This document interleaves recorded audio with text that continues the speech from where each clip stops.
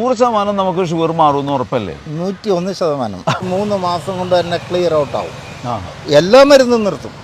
ഒരു മരുന്നും ഡയബറ്റിക് സംബന്ധമായിട്ടുള്ള ഒരു മരുന്ന് പിന്നെ വേണ്ടവർക്ക്. ഷുഗർ മാറുമെന്നൊക്കെ പറയുമ്പോൾ ഒരാൾക്കും വിശ്വാസമാവില്ല. അതിനെക്കുറിച്ചൊക്കെ കൃത്യമായിട്ട് നമുക്ക് ജോസഫ് വൈദ്യരോട് ചോദിക്കാം. കാരണം ഷുഗർ കൊണ്ട് കഷ്ടപ്പെടുന്ന നിരവധി ആളുകൾ നമ്മുടെ നാട്ടിലുണ്ട്. അവർക്കൊക്കെ ഒരു ഉപകാരം കിട്ടാൻ വേണ്ടിയിട്ടാണ് ഞാനിപ്പോൾ ഇദ്ദേഹത്തിനെ ഇവിടെ പിടിച്ച് നിർത്തിയിട്ടുള്ളത്. നമ്മുടെ ആയുഷ് മന്ത്രാലയത്തിൻ്റെ കീഴിലുള്ള 6 മരുന്നുകൾ സ്വന്തമായിട്ട് ഉണ്ടാക്കി അത് നമ്മുടെ ഇന്ത്യയിൽ മുഴുവനും വിതരണം ചെയ്യുന്നുണ്ട്. കേരളത്തിലെല്ലാം ഫാക്ടറി എന്ന് മാത്രമേ ഉള്ളൂ. ഫാക്ടറി മൈസൂർ ഫാക്ടറിയുള്ള ജോ ആൻഡ് ജോ ഹെർബൽസ്, അങ്ങനത്തെ ഒരു വൈദ്യനെയാണ് നമുക്ക് കിട്ടിയിട്ടുള്ളത്. അപ്പോൾ ഈ വൈദ്യൻ്റെ അടുത്ത് പരമാവധി കാര്യങ്ങൾ നമ്മളിങ്ങോട്ട് ചോർത്തി എടുക്കണം. നമസ്കാരം. നമസ്കാരം. ശരിക്ക് ഷുഗർ മാറൂലെന്നും അതൊരു ജീവിതശൈലി രോഗം എന്നൊക്കെയാണ് നമ്മൾ കേട്ടിട്ടുള്ളത്. ജീവിതശൈലി രോഗം മാത്രമല്ല, പാരമ്പര്യ രോഗവും അങ്ങനെ കേട്ടിട്ടുള്ളത്. അങ്ങനെയാണെങ്കിൽ ഈ ഒന്നാമത്തെ ക്വസ്റ്റ്യൻ, കൊറോണയ്ക്ക് ശേഷം ഒരു 40% എക്സ്ട്രാ ഡയബറ്റിക് പേഷ്യൻ്റ് പ്രമേയ രോഗികളായിട്ടുണ്ട് ഇന്ത്യ ഒട്ടുക്ക്. അതെ. അവരെ ഏത് പാരമ്പര്യത്തിൻ്റെ കണക്കിൽപ്പെടുത്തണം? അത് ജീവിതശൈലി രോഗമാണല്ലോ. അപ്പോൾ അവിടെ ജീവിതശൈലിയായി. ഓക്കെ. ഇനി ഒരു ചോദ്യം, രണ്ടാമത്തെ ചോദ്യം കൂടെ. നിങ്ങൾ പനിക്കും തലവേദനയ്ക്കും അല്ലെങ്കിൽ ഹാർട്ടിനും കിഡ്നിക്കും ലിവറിനും ഒക്കെ രോഗം വന്നപ്പോൾ മരുന്ന് വാങ്ങിയിട്ടുണ്ടാവുമല്ലോ. അതെ അതെ അതെ. ജീവിതകാലം മുഴുവൻ കഴിക്കുന്നുണ്ടോ? ഇല്ല. നമ്മളിപ്പോൾ പനിക്ക് വന്നു കഴിഞ്ഞാൽ മരുന്ന് കഴിച്ചാൽ മാറുമല്ലോ. മാറണം. ലിവറിനായാലും മരുന്ന് കഴിച്ചാൽ മാറും. അത് നിങ്ങൾ കണ്ടിന്യൂ ചെയ്യേണ്ട സാഹചര്യം വരുന്നത് ഡോക്ടർ നിർദ്ദേശിച്ചതിനോട് ഘടകവിരുദ്ധമായിട്ട് പത്യപ്പുഴ കാണിക്കുകയോ അല്ലെങ്കിൽ കണ്ടിന്യൂറ്റി നഷ്ടപ്പെടുത്തുകയോ ചെയ്യുമ്പോഴാണ്. അതെ, അപ്പോഴാണ്. അതല്ല എങ്കിൽ രോഗത്തിന് മരുന്ന് തന്നാൽ ആ രോഗം മാറും. മാറണമല്ലോ. അതെ. അതല്ലെങ്കിൽ പിന്നെ അത് മരുന്നല്ല. അല്ലേ?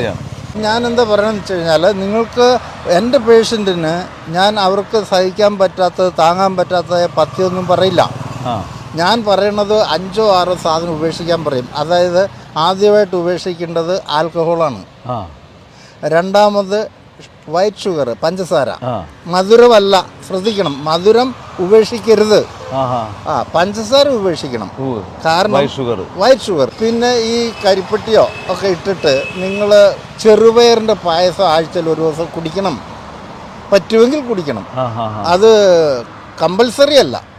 എൻ്റെ മരുന്നിനോടൊപ്പം ഇത് കഴിക്കണമെന്നല്ല. നിങ്ങൾക്ക് മധുരം കഴിക്കാൻ ആഗ്രഹം ഉണ്ടെങ്കിൽ ഇങ്ങനെ കഴിച്ചാൽ അത് നല്ലതും കൂടെയാണ്. രണ്ടാമത് ഞാൻ പറഞ്ഞല്ലോ, കരിമ്പിൻ ജ്യൂസ് അത് നിങ്ങൾ പശുവും പാലും മിക്സ് ചെയ്ത് കഴിഞ്ഞാൽ അത് നിങ്ങളുടെ സ്വന്തം വീട്ടിലെ പശുവായിരിക്കണം. കേട്ടോ? സ്വന്തം വീട്ടിലെ പശു ആണെങ്കിൽ മാത്രമേ പറഞ്ഞ പരിപാടിയാണ് പറ്റുള്ളൂ. അതുകൊണ്ടാണ് നിങ്ങൾ ഞാൻ മൊത്തത്തിലുള്ളവരോട് പറഞ്ഞാൽ തന്നെ കട്ടൻ ചായ കുടിച്ചോ, അതാണ് നല്ലത്. കട്ടൻ കാപ്പിയോ കട്ടൻ ചായ കുടിച്ചോ. അതൊരു സ്ഥിരമാക്കണ്ട. വേണമെങ്കിൽ അത്യാവശ്യമാണെങ്കിൽ കുടിച്ചോ.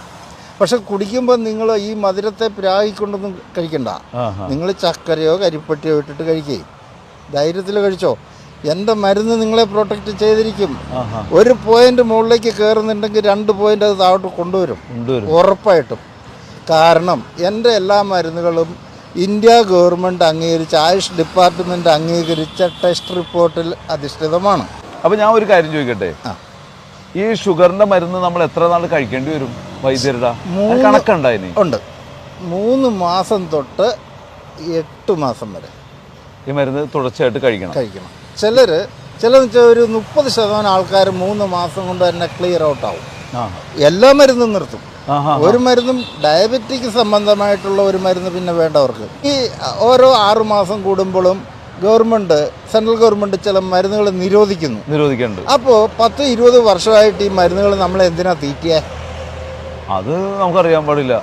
ഇപ്പോഴാണോ ഇവർക്ക് ഈ ടെസ്റ്റ് റിപ്പോർട്ട് കിട്ടിയത്? എൻ്റെ മരുന്നിൻ്റെ പേറ്റൻറ്റും ലൈസൻസ് കിട്ടാൻ വേണ്ടിയിട്ട് ഞാൻ 7 വർഷമായി ടെസ്റ്റ് റിപ്പോർട്ടുമായിട്ട് നടക്കുന്നു. അങ്ങനെയുള്ള ഈ പാവപ്പെട്ട എൻ്റെ ഈ കുഞ്ഞു മരുന്നിന് ഇത്ര ആണെങ്കിൽ ഈ ലോകം മുഴുവൻ സ്പ്രെഡ് ചെയ്തിരിക്കുന്ന ഈ നിരോധിച്ച മരുന്നുകൾ ടെസ്റ്റ് റിപ്പോർട്ടില്ലേ? എൻ്റെ ഡോക്ടേഴ്സൊക്കെ ഉണ്ട് കേട്ടോ. ഞാൻ പാരമ്പര്യ വൈദ്യനാന്ന് പറഞ്ഞില്ലേ, പക്ഷെ എനിക്ക് ആയുർവേദ ഡോക്ടർമാരുണ്ട് എൻ്റെ സ്ഥാപനത്തിൽ. പിന്നെ ആയുർവേദ ഡോക്ടർമാരൊന്നും ഇല്ലാണ്ട് എനിക്ക് ഈ ലൈസൻസ് ഒന്നും തരൂല. അതൊക്കെ വേണം. അപ്പോൾ ഞാനിപ്പോൾ ഉണ്ടാക്കിയിരിക്കുന്ന ഒരു സിസ്റ്റം, എൻ്റെ മരുന്ന് ഉപയോഗിക്കുന്നത് ഒരു ദിവസം 1 കോടി ആൾക്കാർ ഉപയോഗിച്ചാലും ഈ 1 കോടി പേഷ്യൻറ്റും ഞാനുമായിട്ടോ എൻ്റെ സ്റ്റാഫുമായിട്ടോ നേരിട്ട് ബന്ധപ്പെടണം. ഓ, അത് ശരി. കേട്ടാ. അങ്ങനെയാണെങ്കിൽ മാത്രം നമ്മുടെ മരുന്ന് കഴിച്ചാൽ മതി എന്നല്ലേ? മതി.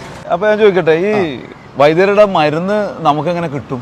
അതെല്ലാവർക്കും ഞങ്ങളുടെ അടുത്തേക്ക് വരാൻ പറ്റുമോ? പറ്റത്തില്ല. അതുകൊണ്ട് ഇപ്പോൾ കേരളത്തിലിത് പറയുവാണെങ്കിൽ ഞാൻ എല്ലാ പഞ്ചായത്തിലും ഒരു സബ് ഏജൻസി കൊടുക്കും. ഞങ്ങൾ തമ്മിൽ അവരുടെ ഡ്യൂട്ടി എന്താണെന്നറിയാം, അവർ നിങ്ങൾ പേഷ്യൻറ്റിന് ഈ മരുന്ന് എത്തിച്ചു കൊടുക്കുക എന്നുള്ളതാണ്. പേഷ്യൻ്റ് എന്ത് ചെയ്യണം? ഞങ്ങളെ വിളിക്കേണ്ടത്. നിങ്ങളെപ്പോഴും ഓൺലൈനിൽ കിട്ടും. ഞങ്ങളിൽ ഏതെങ്കിലും 2 പേര് 24 മണിക്കൂറിലും ഉണ്ടല്ലേ? ഉണ്ട് കേട്ടോ. അതൊരു 4-5 നമ്പർ കൊടുക്കും അവർക്ക്. ഇതിലേത് നമ്പറിൽ വേണേലും മാറി മാറി വിളിക്കാം. പിന്നെന്താ അറിയോ, നിങ്ങൾ ആദ്യം ചെയ്യേണ്ടത് എന്താണെന്ന് പറഞ്ഞു കഴിഞ്ഞാൽ വോയിസ് മെസ്സേജ് ഇടണം. കാരണം ഈ ഫോൺ ഡയറക്റ്റ് കിട്ടൂല. കാരണം നിങ്ങളിപ്പോൾ വിളിക്കുമ്പോൾ നമ്മൾ വേറൊരു കോളിലായിരിക്കും. അപ്പോൾ എൻഗേജ് ടൂണ് വരും. നിങ്ങളെന്താ പറയുക, അവന്മാരെ വിളിച്ചാൽ കിട്ടത്തില്ല. അതേ സ്ഥാനത്ത് ഞങ്ങൾക്കത് വോയിസ് മെസ്സേജ് ആണെങ്കിൽ ഞങ്ങൾ അതിൻ്റെ ഇടയ്ക്ക് ഇത് തുറന്ന് നോക്കും. എന്നിട്ട് അത്യാവശ്യമായിട്ട് ഇപ്പം നിങ്ങൾക്ക് അത് കേൾക്കുമ്പോൾ നമുക്കറിയാമല്ലോ, നിങ്ങളെ വിളിച്ചേ പറ്റുള്ളൂ എന്ന് ഞങ്ങൾക്ക് തോന്നിയാൽ ഓൺ ദി സ്പോട്ടിൽ നിങ്ങളെ വിളിച്ചിരിക്കും. അപ്പോൾ വാട്സപ്പിൽ വോയിസ് മെസ്സേജ് അത് ഇടുക, കിട്ടിയില്ലെങ്കിൽ നേരിട്ട് കിട്ടിയില്ലെങ്കിൽ അല്ലേ? നമ്മളോടൊപ്പം സഹകരിക്കാൻ താല്പര്യമുള്ളവർക്ക് ഒരു കേരളത്തിലെ എല്ലാ പഞ്ചായത്തിലും ഒരു ഏജൻറ്റ് ആയിരിക്കണം. അതെന്ന് വെച്ച് കഴിഞ്ഞാൽ റേറ്റ് ഇന്ത്യയിൽ കാശ്മീരിൽ മേടിച്ചാലും കന്യാകുമാരി മേടിച്ചാലും ജോഹാൻ ഹെർബൽസിൻ്റെ മെഡിസിൻ്റെ റേറ്റും ഒറ്റ റേറ്റ് തന്നെയാണ്. ഒറ്റ റേറ്റ് കേട്ടോ. 100% നമുക്ക് ഷുഗർ മാറുമെന്ന് ഉറപ്പല്ലേ? 101%. ഇതിൽ കൂടുതൽ ഒരു പാരമ്പര്യ വൈദ്യന്റെ വായിന്ന് ഇതിൽ കൂടുതലൊന്നും വരാനില്ല. അത് എന്താണെന്നറിയാമോ, ഞങ്ങൾ എന്തിനാണ് ഈ പേഷ്യൻ്റ് ഞങ്ങളെ വിളിക്കാൻ പറയുന്നറിയോ? ഞങ്ങൾ ഫോളോ അപ്പ് ചെയ്യും. നിങ്ങൾ ഇന്ന് രാവിലെ എന്താ കഴിച്ചത്, കഴിച്ചപ്പോൾ കറി കൂട്ടിയത് എന്തായിരുന്നു, അതൊക്കെ ഞങ്ങൾ ചോദിക്കും. എല്ലാവരും പോരെ, എൻ്റെ അടുത്ത് മരുന്നുണ്ട്, അതെല്ലാം മേടിച്ചുകൊണ്ട് പോക്കോ, ഞങ്ങൾക്ക് പൈസ താ എന്നുള്ളതല്ല. ഞങ്ങളുടെ മരുന്ന് വാങ്ങിയാൽ ആ രോഗം മാറണം. മാറ്റാൻ പറ്റുന്നില്ലെങ്കിൽ ആ മരുന്ന് നമ്മൾ കൊടുക്കില്ല. അങ്ങനെ ഒരാളുടെയും അനാവശ്യമായിട്ടുള്ള മരുന്ന് തന്നിട്ടുള്ള പൈസ ഞങ്ങൾക്ക് ആവശ്യമില്ല. പക്ഷെ ഞങ്ങൾക്കൊരു കമ്മിറ്റ്മെൻ്റ് ഉണ്ട് പബ്ലിക്കിൻ്റെ അടുത്ത്. ആ കമ്മിറ്റ്മെൻറ്റ് വെച്ച് അത് ഞങ്ങൾ പാരമ്പര്യമായിട്ട് പഠിച്ചവരാണ്. അപ്പോൾ ആ കമ്മിറ്റ്മെൻറ്റ് അത് രാഷ്ട്രീയത്തിനും മതത്തിനും ഒക്കെ അതീതമായിരിക്കും. അപ്പോൾ അതിൻ്റെ പേരിലാണ് പറയുന്നത്, നിങ്ങളുടെ കാര്യങ്ങൾ അറിഞ്ഞാലേ നിങ്ങളെ ചികിത്സിക്കാൻ പറ്റുള്ളൂ. ഒരു പക്ഷേ നിങ്ങൾക്ക് 1 മാസത്തെ മരുന്ന് മതിയായിരിക്കും നിങ്ങൾ രക്ഷപ്പെടാൻ. അതുകൊണ്ടാണ് ഈ ഇടയ്ക്കുള്ള എൻ്റെ ഏജൻറ്റുമാരുണ്ടല്ലോ, അവർ ചികിത്സിക്കണ്ട, അവർ ചികിത്സിക്കരുത്. ചികിത്സിക്കുന്നു നമ്മൾ അറിഞ്ഞു കഴിഞ്ഞാൽ അവരുടെ ഏജൻസി കട്ട് ചെയ്യും. എഗ്രിമെന്റിൽ അതിന് ഉണ്ട്. നമ്മൊരു സർട്ടിഫിക്കറ്റ് കൊടുക്കുന്നുണ്ടല്ലേ? സർട്ടിഫിക്കറ്റ് ഉണ്ട്. അപ്പോൾ നമുക്കൊരു എഗ്രിമെന്റും ഉണ്ടാവും. ഉണ്ട്. നിങ്ങൾ മരുന്ന് സപ്ലൈ ചെയ്യൽ മാത്രമേ ഉള്ളൂ. അത്രേ ഉള്ളൂ.